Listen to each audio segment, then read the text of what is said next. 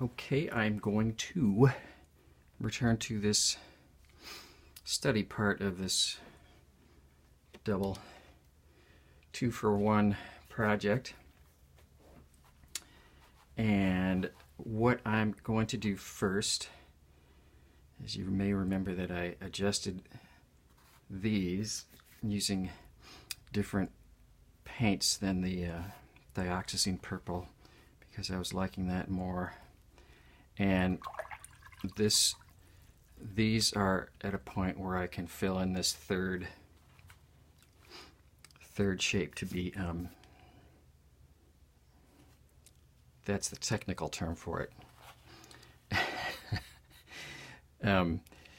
Super duper nice intense of just the main hue, the main color.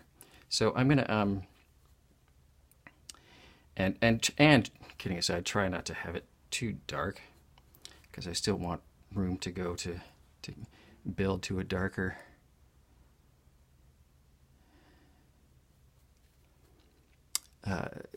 swatches. So let's see. I'm mixing some Quin Pink and some Ultramarine Blue. I'm trying to sort of get to this first one, this third one of the first one, but that's pretty nice and creamy. Maybe not all the way creamy, but I'm going to go with that because I think it's going to be a nice strong color and will interact nicely with the layers already there.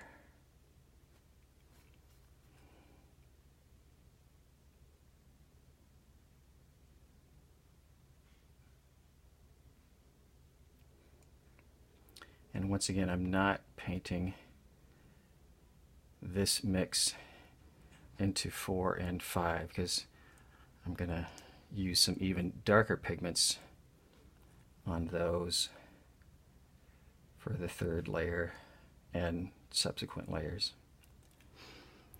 That's good for that one. So for the blue violet, I'll just bring in. Oh, that was cool. That was a little hard, wasn't it? Brought in a little water, and I'm gonna just keep bringing in some more of the ultramarine blue.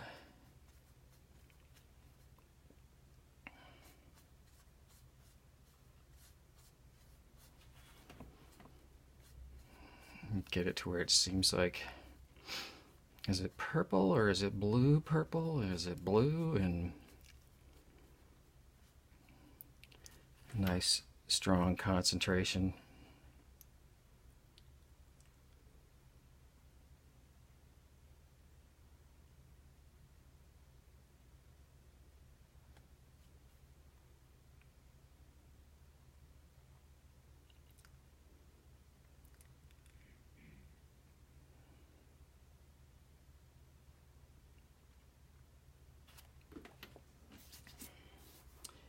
Cool.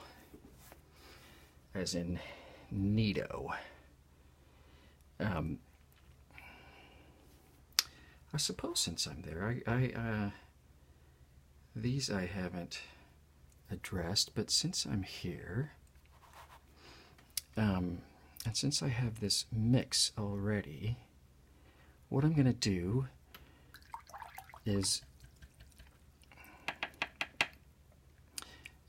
reach for a different palette that has neutral tint in it.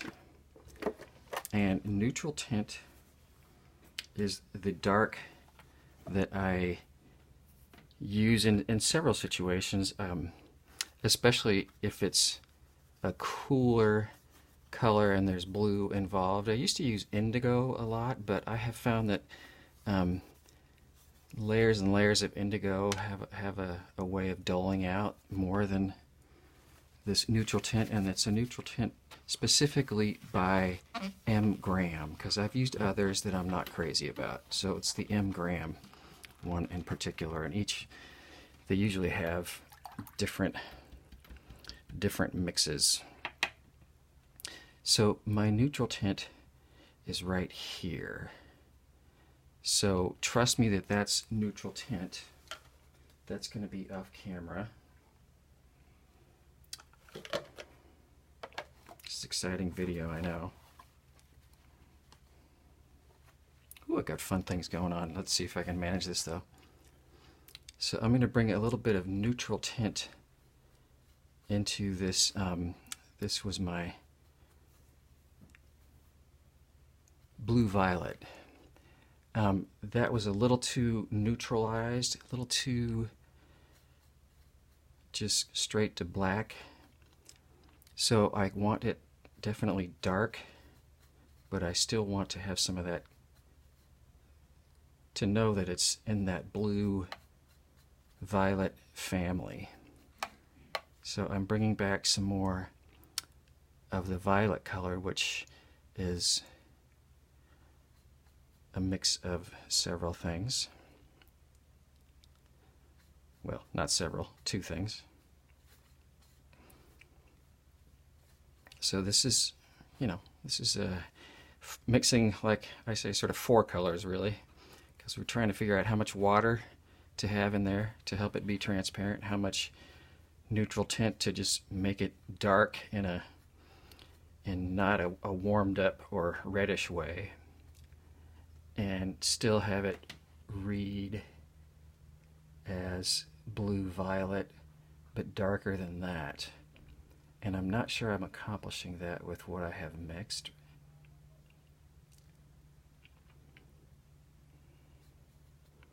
It doesn't seem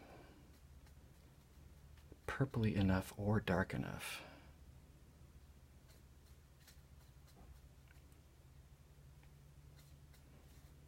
So I'm grabbing some more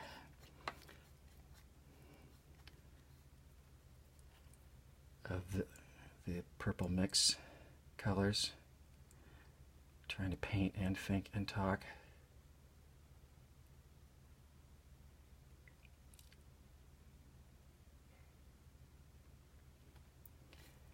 I think that'll, he repeated, I'll be able to make that work.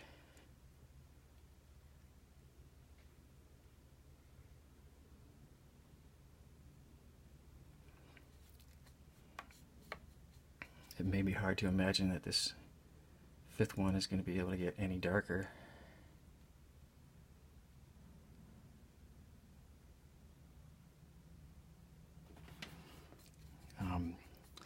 One thing I will often do, and perhaps you've already seen me, but I'll squeeze in, after the whole shape is wet, I'll squeeze in one little dollop of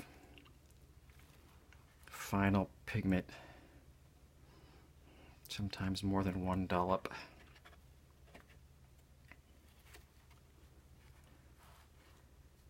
To get it even darker. Look, that was 2 dollops.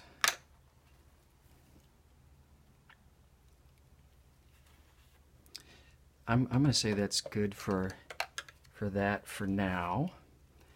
And I'm going to come back here and just bring in more of the Quin pink to do a similar sort of thing for this one and this one. You'll notice how I sort of try to grab the paint that I know it's mixing in with other colors and kind of getting messy. I'll grab down at the bottom of this pile and try to sort of pick it up from there, so I'm not getting all of this color everywhere in that pile. So I can grab clean color when I need to as well. I just want that a touch more watery, I think. Shh.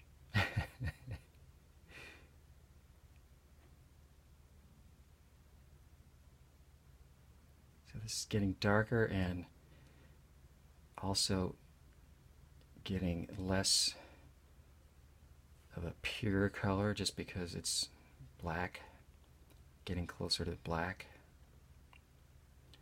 So that's called desaturating, lowering the chroma.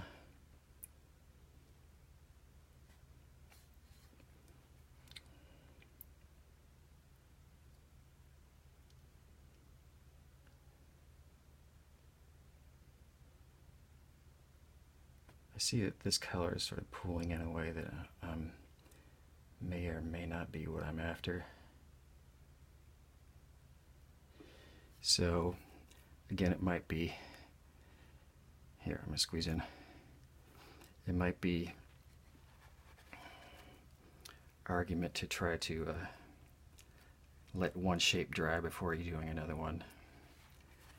But these two shapes are pretty close to each other, so I hope I can just lay the paper down, let them dry at a level where the paint is not pooling where I don't want it to go. But that's looking nice, he said. I think I'll let this dry and I'll move on to another video later.